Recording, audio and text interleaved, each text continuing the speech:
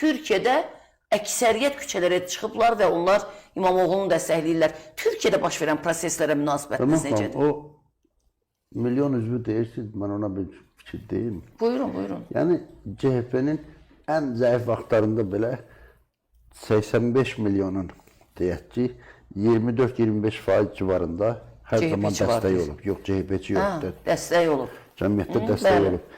İndi o dəstək biraz da artıb, amma bu argument deyirlər ki, 85 milyon üçün, ölkə üçün 85 milyonu, 2 milyon nədir ki? O, məsələ bu deyil. Bax, bir bənzətmə deyək də, belə sel olur da, düzdür. Sel suları tutaq ki, bəlirli akvatoriyadakı suların nə qədəridir ki? Amma o selə çevriləndə dağıdıcı olur, düzdür. Təbii. Türkiyədə baş verən nədir əslində? Bu İmamoğlu zat məsələsi, İmamoğlu məsələsi də bu sadəcə katalizator rolunu oynadı. Amma Türkiyədə baş verən düz 22 ildir toplumun mədəsinə salınmış və orada qaynayıb doymuş məhlula dönmüş Erdoğan adlı doymuş məhluldan qurtulmaq istəyir Türkiyə, toplum. Axı toplum o şeylərə çox maraqlıdır, həm də Türkiyə toplumu indi kim nə cürə baxır, baxsın. Türkiyə toplumu hətta bizdəkindən də bizi son vaxtda bu təhsil adı biraz nadan, biraz da cahil toplum var orada, düzdürmü? Onlar üçün bu şeylər biraz çox da olmaz. Amma Türkiyə toplumu Erdoğan'a inandı, hər şey elədilər. Amma indi artıq bu çox yıpranıb, çox yıpranıb və artıq adamlar bunu mədəsindən çıxardıb rahatlamaq istəyirlər. Qaytarmaq, qusmaq istəyirlər. Çünki baxın, Türkiyənin indi had deyirlər, makro rəqəmlərə baxanda Türkiyə çox yuxabağa gedib. Həm də bu sihalar filan. Bu toplum siha yemir. Dövlət o zaman güclü dövlət olur ki, o zaman dövlətin vətəndaşı güclü olsun.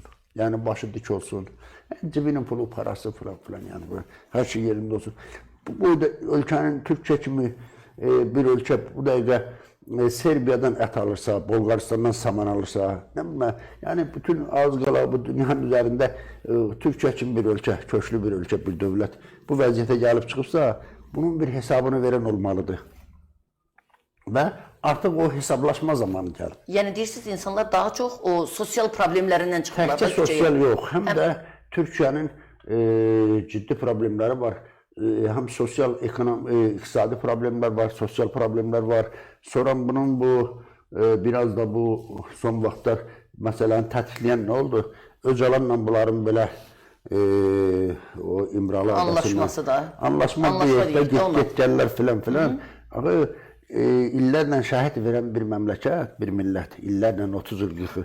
Birdən-birə terrorçu başı ilə belə içli-dışlı münasibətə girən rejimə qucaq açmaz. Yəni terrorçu başı ilə niyə gedir o danışıqlara? Yəni terrora son qoymaq üçün də, yəni orada bir... Yox, indi onu elə təqdim edirlər. Elə təqdim edirlər. Amma burada əsas məsələ nədir? Erdoğan konstitusiyanı dəyişmək istəyir.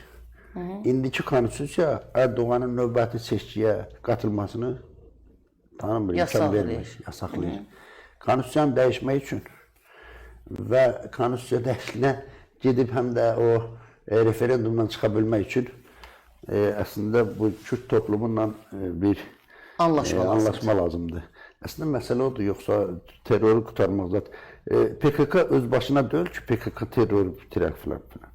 Yəni o dağlarda, dərələrdə bunlara yemək, içmək, silah, sursat, top, tüfəng, onların bircə təyyarələri yoxdur. Qırıcı təyyarələri, hər şey var. O dağlarda bunlar silah istehsal eləmirlər ki, o silahı onlara verənlər həll eləyəcək, nə vaxt terror bitsin.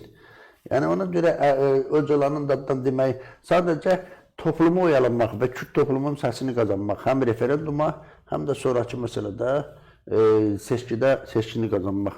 Erdoğan ona gedir. Amma həm də bu, məsələn, İmamoğlu kimi, İmamoğlu mən şəxsən mənim baxışımda, bilmirəm siz orada da nətər baxırsınız, bir tapınaq çocuğudur. Əslində İmamoğlu'nun gəlişi, əslində Türkiyəni az qala bitirəcək. Amma İmamoğlu'nu gətirirlər, göz görə gətirirlər. İmamoğlu'nun gəlişi, bax bu trayektoriya, eynən Erdoğan'ın hakimiyyətə gəliş trayektoriyasıdır. İmamoğlu Erdoğan elə gəlmişdimi? Əlbəttə Erdoğana 5 il siyasət yasağı qoydular. Nəyin üstə görə bir şey deyib. Şeirə görə adama görə həbsə atıldı. Ondan sonra da həbs elədilər və o dalğanın üzərində partiya hakimiyyətə gəldi, AKP. Ondan sonra da Abdullah Gül baş nazir oldu. Erdoğan'a da o kanunları dəyişə tez Erdoğan'ı həbsxanadan çıxardıb gətirib baş nazir elədilər. İndi də olanlar ortadadır, düzdürmü? Eyni senaryo da buradadır. Diplomu ləğv eləyirsən. Ondan sonra bunu tutursan. Ondan sonra da hemen bu dalgalanma. Yine şehir demeye çatışmır. Bu şehir de deyib, o şehirden beter şeyler deyib. İndi o dalgalanma gedir, ölkə ayağa qalxır, millət küçələrə çıxır, düzdür. Və hakimiyyət dəyişir. Hakimiyyət dəyişəndən sonra bütün o diplom da yerinə qayıdır filan da. Eynən Erdoğan'da kimi da. Bu həbsdən də çıxardırlar adam. İndi baxın, bəzi argumentlər deyirlər. Məsəl üçün, Ergenekon məsələsi var idi, düzdür. Ondan sonra balyoz məsələsi var idi. Yüzlərlə komutanları, günahsız insanları doldurdular, düzdür. Sonra 5 ildən sonra Ali məhkəmə hamısına bəraət verdi. O zaman çönüb bir adam soruşmadı ki, yaxşı, bu Ali məhkəmə bunlara 5 ildən sonra bəraət verdisə, bəs bunlara bu günahsız hökümləri çıxardan, ondan sonra bu iddiaları qaldıran prokurorlar niyə cəzalanmadı? Bizim tərtər məsələsini oxşuyur biraz, anlatabildim mi? Ona görə demək ki, Türkiyədə sadə proseslər gedir və bir şey də var, bu yorulan atları gülləri ilə sözü bizim söz deyil. Erdoğan yorulub biraz. Erdoğan dəyişməlidir. Çünki o Böyük Orta Doğu projesi yalan deyirlər, bitməyib, davam eləyir. Onun da Böyük Orta Doğu projesinin artıq sürətlə, daha sürətlə həyata keçirilməsi Erdoğan'ın ayaqları ona müsait deyil.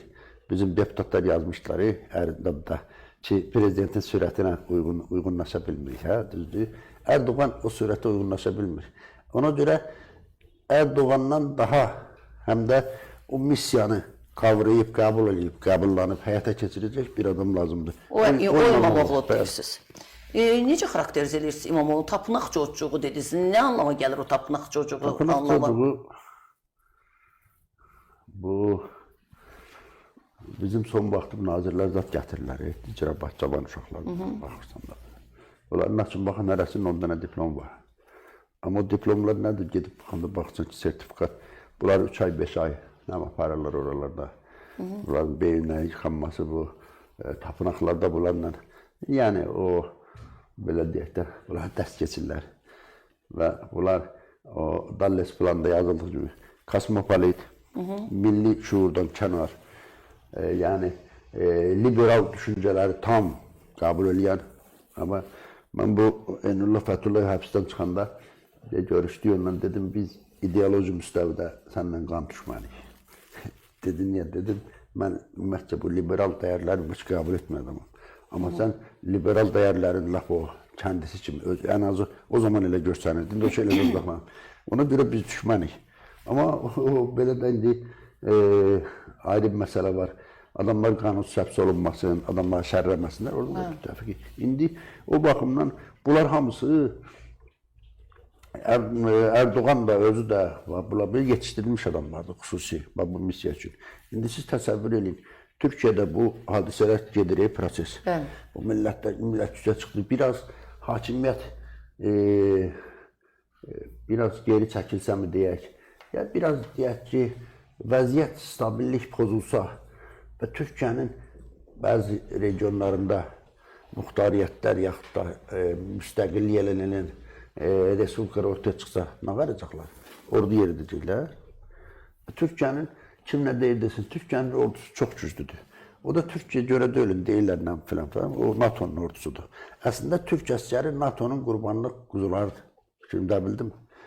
NATO'nun o quru qoşunlar da hamısı Türkiyədədir. Ona görə Türkiyənin ordusu çox güclüdür. Amma indi bala burasındadır ki, bax bu oyunlar qurulursa, bu gedişatda Türkiyənin ordusunu 10 yerə bölüblər. Türkiyə bu dəqiqə azı 10 ölkədə qaynar savaşdadır. Türk Məhmədçilər da şəhid olurlar hər gün. 10 ölkədə bu savaşır. Sabah ölkənin özünə gərəkəndə ölkəni qorumaq. Bu 10 yerə bölünmüş ordu, yıpranmış biraz da bu şeylərdən öz ölkəsini qorumağa gücü çatacaq. Bu o qədər belə ağıl almaz və kontrast dolu bu təzadlı bu vəziyyət var ki, adam bəzən mən indi adamlar deyirlər, zorla biri deyir Erdoğan olmaz. Erdoğan olmasa Türkiyə olmaz nə deməkdir məsələn? Erdoğan olmasa biz 45 günlük savaşda qalıb, 44 günlük savaşda qalıb gələ bilməzdik. Həmin adam özləri də deyir ki, Türkiyədə dərin dövlət var. Dərin dövlət varsa, o zaman Erdoğan'ı bırakın qırağa dərin dövlətdən danışaq da, düzdür. Və dərin dövlət varsa, bunun 1000 il yaşı var deməkdir. Elədir mi? Yəni Erdoğan olmasa da o münasibət Azərbaycana qalacaq. Mütləq elədir. Bu, yəni, bəzən çox deyirlər, Elçi bəy də demiş ki, bizə helikopter istədik vermədilər. Dərin dövlət varsa və hər şey dərin dövlət həll eləysə, o zaman onu da dərin dövlətin ayağına yazın. Dəmirəlin ayağına yazmayın.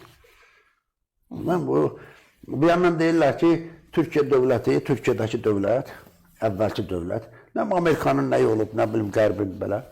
Bu yandan deyirlər, bu dərin dövlət axı varsa dərin dövlət. Bunun 1000 il yaşı var demək. 1000 illik dövlətin də başçısı, məsələn, Amerikanın köləsi olar mı? Olmaz. Ona görə biraz şeylərə kim nə cürə baxır, baxsın. Mən hesab edirəm ki, Türkiyədə bu proses çox təhlükəli prosesdir. Ya Türkiyəni dağıdar, ya da İmamoğlu hakimiyyətə gələr.